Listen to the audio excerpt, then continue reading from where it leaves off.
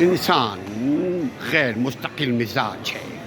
انسان کھانا بھی کھاتا ہے، انسان روزے بھی رکھتا ہے، انسان غصہ بھی ہوتا ہے، انسان راضی بھی ہو جاتا ہے، انسان نفرت بھی کرتا ہے، انسان محبت بھی کرتا ہے، انسان سے تعلق بھی کرتا ہے، انسان سے لا تعلق بھی ہوتا ہے، انسان سوتا بھی ہے، انسان جاگتا بھی ہے. انسان جو ٹھہرا وہ رات کو بھی جاگتا ہے، کبھی دن کو سوتا ہے، کبھی دن کو جاگتا ہے یا دن کو سوتا ہے، رات کو جاگتا ہے، کبھی الٹ کرتا ہے، کبھی پلٹ کرتا ہے.